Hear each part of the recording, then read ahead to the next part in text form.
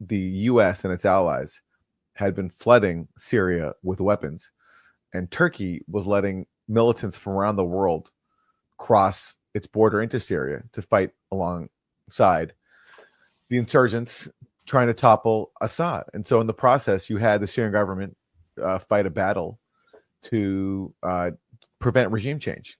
And Obama basically conflated Assad's crackdown on peaceful protesters, which did happen, with his government's war to prevent regime change against one of the most well-armed insurgencies in the world. And this is a fundamental conflation that people don't know about because the media did such a skillful job covering it up.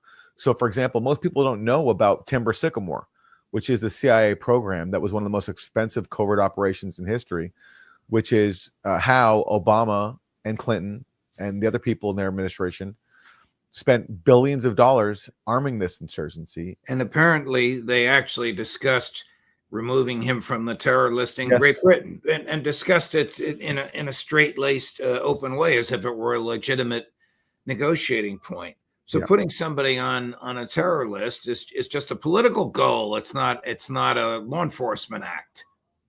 I mean, just as we saw with the destruction of Gaza, that are words about international law, human rights, it's all just complete jargon. It means absolutely nothing.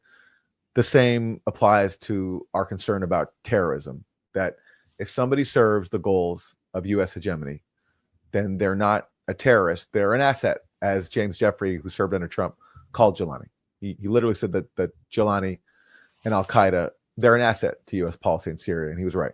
What media entities in the U.S. are cooperating with the CIA's efforts to legitimize and westernize and humanize al-Jelani?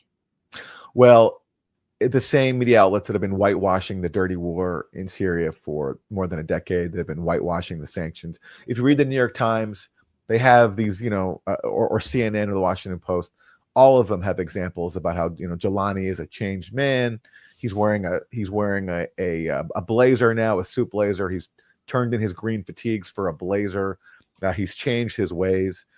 I mean, just the fact that you can take someone who was a former leader of Al-Qaeda in Syria, a former deputy leader of ISIS, someone who's presided over atrocities against civilians, and also, by the way, the killing of American soldiers in Iraq, and take him and now make him to be a moderate figure just because he serves U.S. foreign policy goals.